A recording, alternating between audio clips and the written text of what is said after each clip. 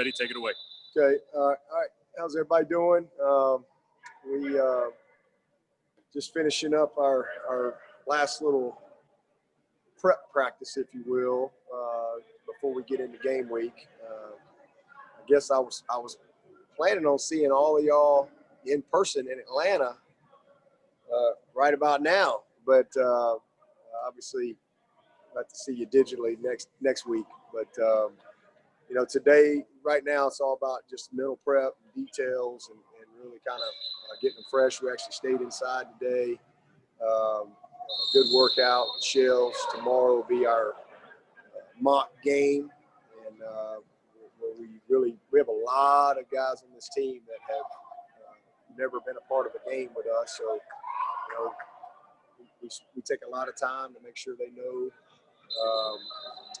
you know, where to go. Like, what do you do from the locker room to flex to post flex to halftime, sideline organization, and then we'll script a lot of things. So it's always a good day for us. So a lot to do tomorrow. We'll be back here Saturday for a good meetings and jog through, and then they'll be off on Sunday and then game week on Monday. So you know, I'm excited that we're finally getting a little closer. 9 days out. So excited that it's finally here. But our team is in a good spot, like where we are from a mindset standpoint, and you can feel the anticipation of getting ready to play. So next couple of days will be big for us. Hey, Coach, it's David Hood. Does it feel like after so many months of uncertainty and not knowing what's happening that it finally feels like football's here, that yeah, these games are going to happen and it's finally here? Yeah, absolutely. You know, that's kind of what you feel with the team too. I mean, they've worked really hard. We've never had this amount of football. As long as I've been in college, we've never had this amount of time, you know, to be with our guys. Typically in the summer, we can't meet with them until we get into camp. You know, they're mostly in training. And we've been able to have meetings with them since we started spring practice in February. And so we've been meeting with our guys nonstop, February, March, and then when we went virtual and I learned what the heck Zoom was and Microsoft Teams and all that stuff, you know, we met all of March, April, May, June, July, you know, and then we got back in person, mandatory in July, and then we were actually able to get out on the field and start doing walkthroughs, and then we were able to get into camp. And then obviously the season was delayed, so our prep time, our camp was set up to play tonight. That's how camp was set up, and then obviously pushing everything back, you know, we had to adjust our camp, but it's just allowed for the most time we've ever had to try to get ready. But boy, we needed it. There's no doubt about that. So, but to answer your question, yeah, it seems like it's been a long time, and man, these guys are excited to play. And you know, obviously, certainly wish that fans could be there, but that's not going to be an option this week. But as I told the team, this will be the most watched college football season in the history of college football. So what an opportunity we have. We really have a great opportunity. And you know what? This pandemic, it can be a competitive advantage or a competitive disadvantage, just depending on, you know, what you're made of, what your mindset is. And, you know, these guys, I'm really proud of them and looking forward to seeing them, you know, play. And I know they're ready. Coach Gary Daniel from Clemson Sports News. Question: with the guys going out like that with no fans in the stand, how do you motivate those guys? And are there some guys that you know that particularly you know they clamor for that adrenaline from the fans, and how do you replace that? Yeah, well, I mean, it's different for sure. I've never been a part of that, you know, so it'll be a unique experience for all of us.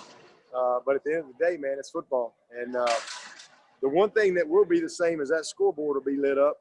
And the other thing is there's going to be millions of people watching on TV.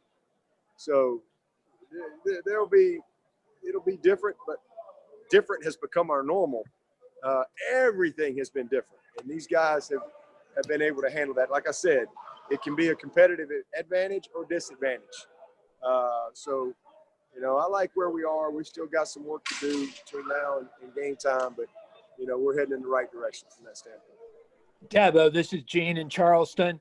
Not counting Notre Dame, how much better is the ACC this year than last year? We're going to find out.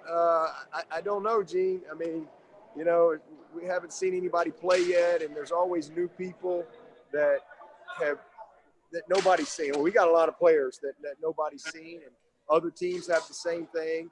You know, my sense is that the league is going to be very strong this year. I mean, there's a lot. I mean, you look at some of the, like the quarterback who came from Houston to Miami.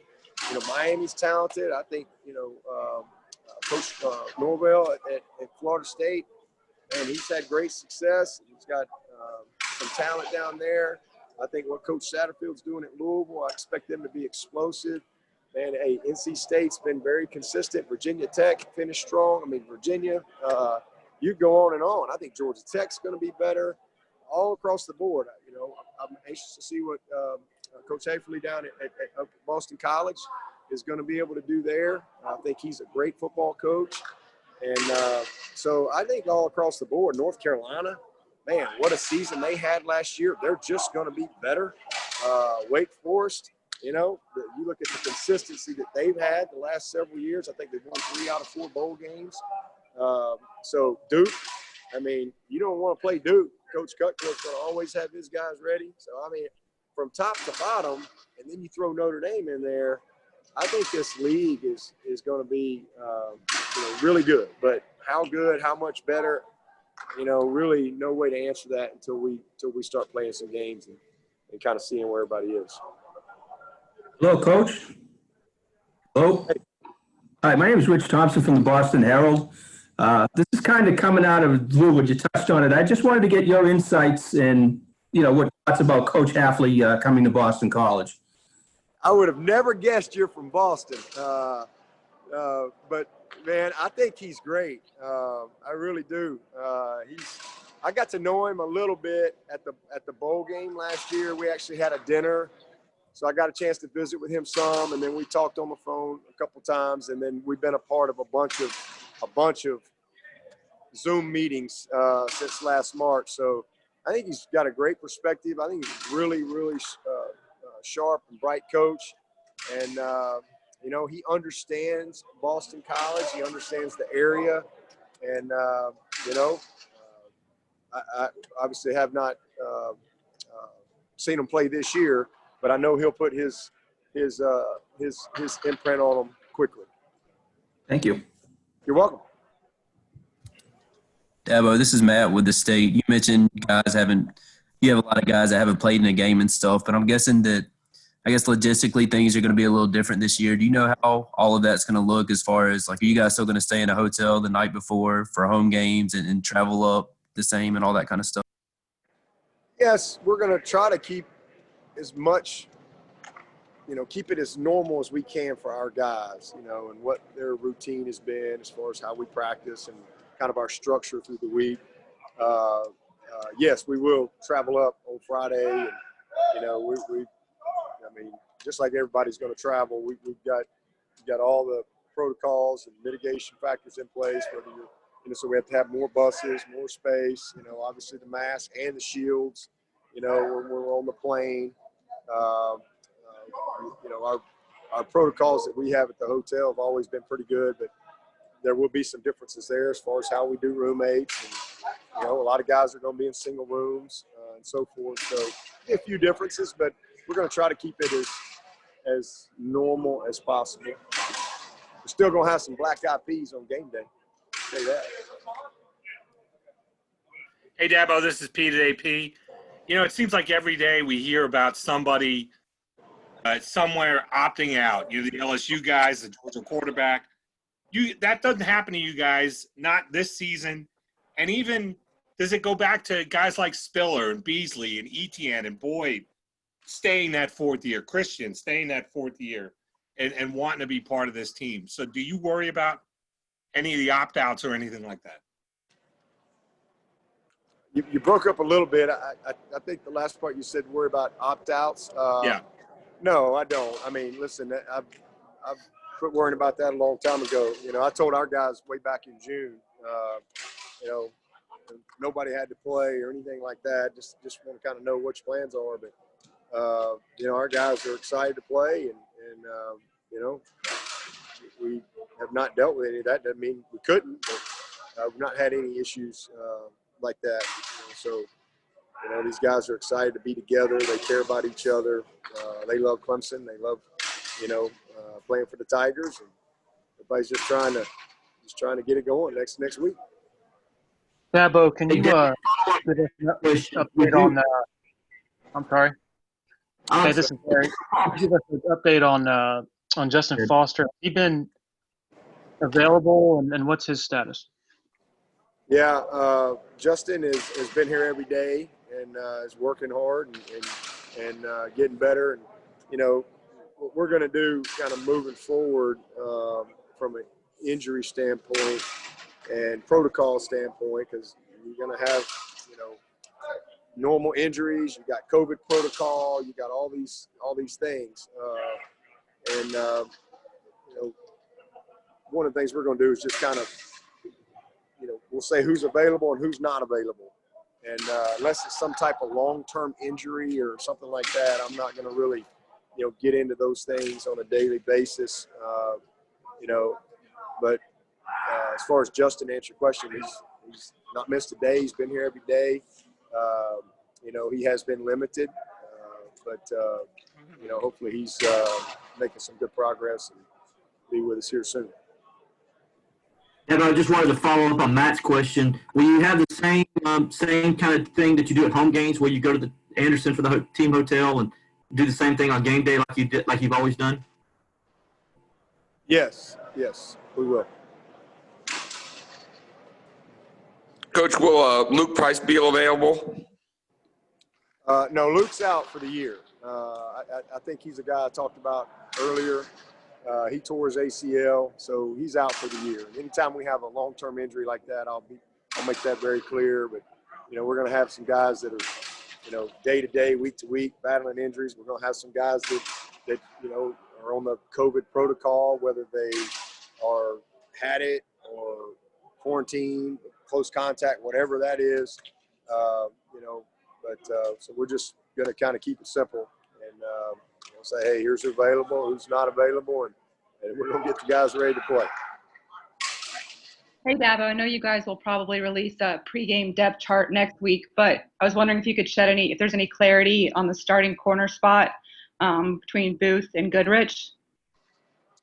Yeah, there's a little clarity, but I'm not going to shed any light on it. You know, we don't play till next Saturday, and I'll just say this: I'm really excited about our group at corner. It's as good a group as we've had here. They've had a great camp. It's a very talented, competitive group.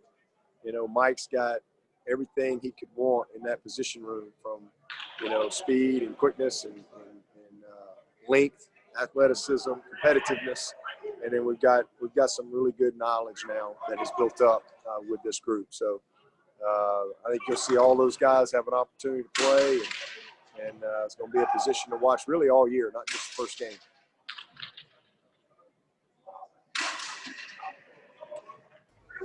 Hey, Dabo, David with ESPN. I'm curious if you know what the sort of line of communication is between your opponents and you regarding testing and positive tests and who's in quarantine and who's not and that kind of stuff ahead of time in a game. Like, how does that information get transmitted from you know, in this case, you and Wake Forest? How do you share that information, and what gets shared?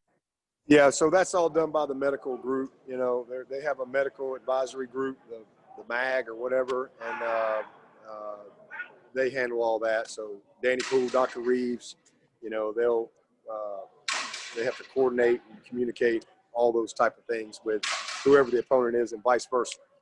And then also post game, if you end up having somebody test positive, so I guess we play, you know, we test again on Sunday. So if somebody it's test positive. You have to let the previous opponent know all these things. So there's a whole process in place from the medical advisory group. That's all handled by those folks. And do you know, like, in terms of the contact tracing, like, let's say Wake Forest has a positive test come out on Sunday after your game, how would it get determined, like, who on your team had a substantive enough contact that they would then be required to quarantine? Well, the definition of close contact is within 6 feet for 15 minutes or longer. So hopefully we won't have anybody that'll meet that definition.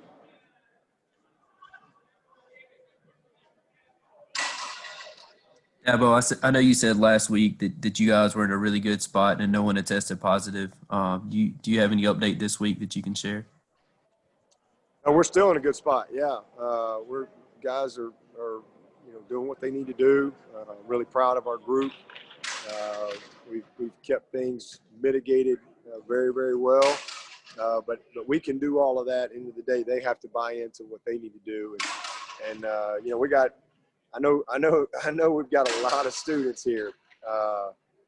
Most of them are here. To be honest with you, even though the dorms aren't open, there's a lot of apartments and a lot of people on campus. So I'm proud of the guys and how they've handled themselves to this point, and hopefully that'll continue to be the case. Hey, Dabo, Josh from the Post and Courier. Just as you said, now a lot of students are back. From what you've seen, have students downtown and around campus been wearing masks and distancing and stuff like that? You're asking the wrong guy, man. I've been right here, so I haven't been downtown. But to my knowledge, they have. I haven't heard anything contrary to that. But man, I go from home to work, back home and back to work. So I have not been downtown at all. Hey, Coach, we got to talk with Braden the other day, just some of the things, on his development. And also he made a note that, these guys were really in it for each other after a team meeting earlier this year from the standpoint of mask and even maybe being a little bit, I don't want to call it antisocial, but, is that kind of the vibe you're getting from the players right now as well? Oh, there's no question. And, again, that's why, we are where we are. We've had back-to-back weekends off, and these guys have really done a great job and to get to this point. And now, the testing is ramping up. We're going to test 3 days a week, Sunday, Wednesday, Friday. And who knows, I could see very soon in the next few weeks as all this testing is being improved, we may end up testing every day, which would be great for everybody all across the country. So we'll see how that goes. But there's no doubt, I think early on they had to really become real to them, and it did pretty quickly, early June. But these guys, they understand, and they fought for their season, and I've tried to fight with them because that's what they want. And these guys love to play. They love to be with each other. They don't. If it means no fans, if it means whatever they got to do, that's what they bought into doing. And so I'm proud of them. We got great leadership on this team, older guys and younger guys, but they do care about each other and they want to play. And you got a lot of guys out here that Trevor and Travis and a bunch of guys that are leading the way in that regard.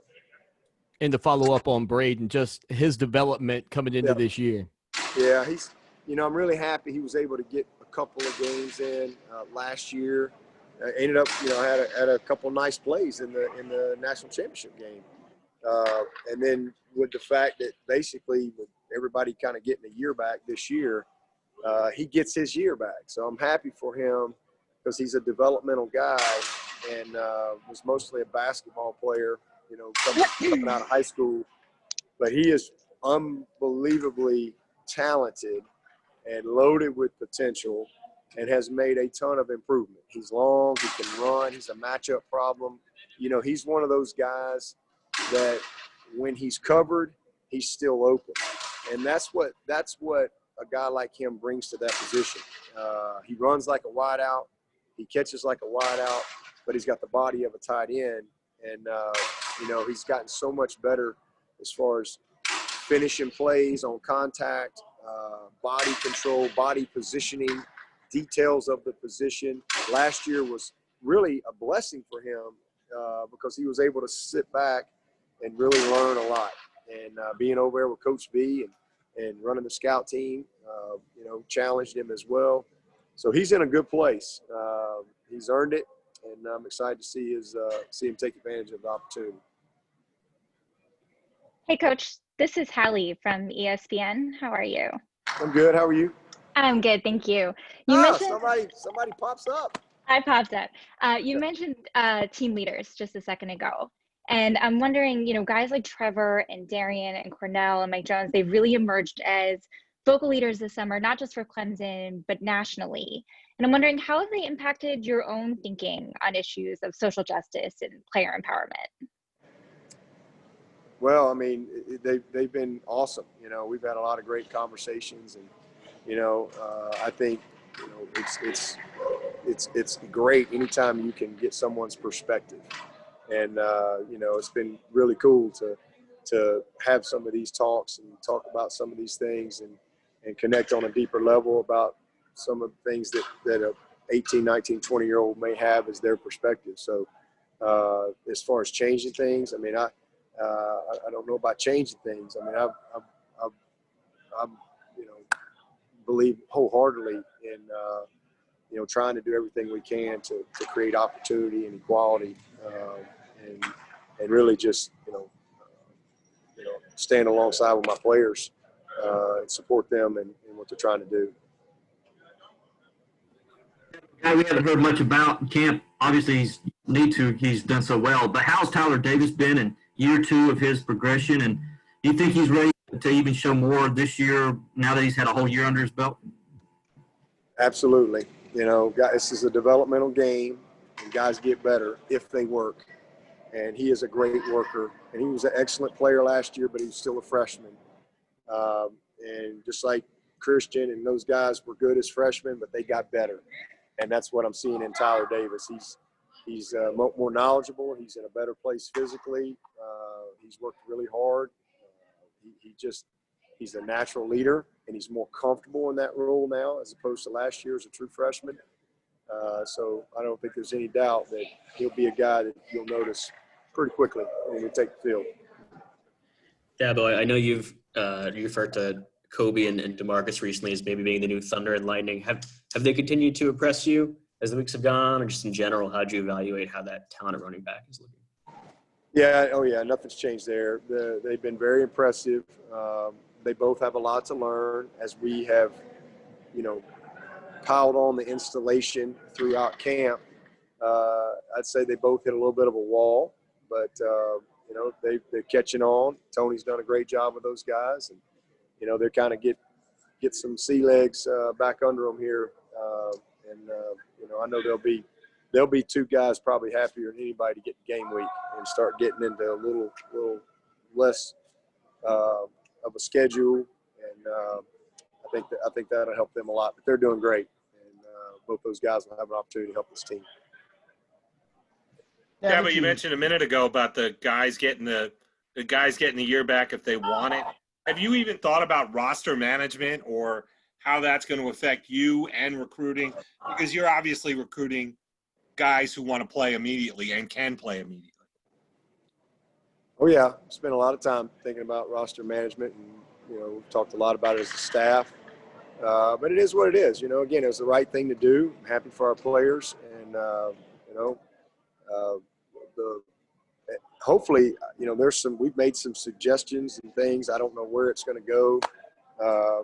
Once it kind of leaves our goes up into the cloud and goes to all the people on these committees and stuff. But we have made some suggestions. I mean, there's some downside to it, and mostly for the 2022 high school class. That's an issue for them because the way I understand it right now is it's just for this senior class. If they come back, they don't count. Everybody gets their year, but you got to count them in the 85 moving forward. So that is going to be a challenge. And so that could mean that your 2022 class, you don't sign very many people. So we've made some proposals from within our organization that we've pushed out to some other people, and hopefully there'll be a little bit of relief there. Otherwise, the 22 class is the one, high school class is going to be the one that's going to be mostly affected by that. Dabo, you've seen out of Ross, Ladson, and Ngata since they have been back, and do you like that wide receiver group just in general? Wow, nice backdrop there, man. It's good. It's kind of cool. I can't go to the game. I figured I better go to Paris. Yes, Ladson, and you said Ladson and Ngata. Who was the other one? It was those two. Oh, okay, yeah. Since they've been back, yeah. They're twin towers, and then you throw a Joe in there, who's just really learning, and they're just taking him under their wing. Man, we're really blessed, especially with Ross out, to have those two guys. I mean, they're going to be awesome. They're both ready for bigger roles, and I don't have any doubt that they stay healthy. Frank and Ngata are going to have some big time years, especially with that guy pulling the trigger back there at quarterback. Dabo, you had mentioned last week that you were worried about had issue looking at your second team offensive line right now. Are you starting to see some guys starting to step up into roles where you feel more confident about that second team O-line? Yeah, and it's helping too, because like I said, we're starting to really hone in on our game planning, and you're not just overloaded, and you're starting to, it's tough to go against our defense every day and all that they see. But now as we start to get dialed in on an opponent and slow it down a little bit, they're gaining confidence. It's going to be a work in progress with that group. But I feel good about, the guys that we're going to have. We'll probably travel probably 13 to 15 offensive linemen, I would say. And so we'll have a lot of guys, hopefully that will be ready to go, because we're going to need them. We'll take a few more. With the injury policy and kind of saying who's available and who's not, do you know, is that something y'all are going to release before games, or is the ACC going to do anything across the board with that? No, that's nobody's doing anything. I think most of them are saying, hey, just who's available and who's not available. I didn't know all that. Ross, y'all know me. I've always been pretty transparent and honest when it comes to these injuries and stuff, and I'll continue to do that, especially, like I said, when there's long-term injuries. But this is a very unique year, and there's going to be guys that are available and unavailable, whether for different reasons. And so I just think that's the simplest way to go about it. And if that's what most everybody else is going to do, then it doesn't really make any sense for me to release an injury report on Wednesdays or something like that. So we'll just kind of follow in line there. But Ross will handle all that. And because heck, we may have guys that are become unavailable on a Friday. I don't know. So that's how we'll do it. Hi, Coach. This is Rich from Boston again. Hey. I was wondering, can I just get your thoughts on the Ohio State defense last year that Jeff was working on, and how you prepared against them? They were incredible. They were the best we saw all year. They were incredibly well coached. It's one thing to be talented, but it's another thing when you pull it all together. And man, he did an awesome job. That was a special group. We were made a few plays. It was obviously a great game and a close game. It came down to the last play, and we made a few big plays on them, but and broke a few tackles and things like that. But man, they were a tough bunch to prepare for. Because again, very, very talented at all three levels, elite talent, and very well coached. We'll take a little more for Coach.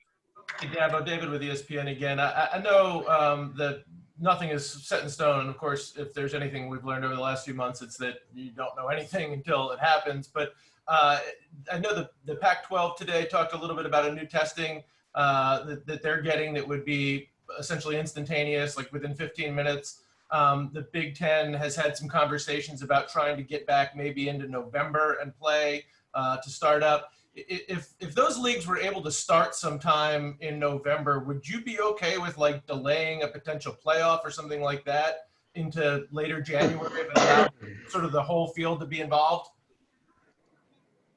No.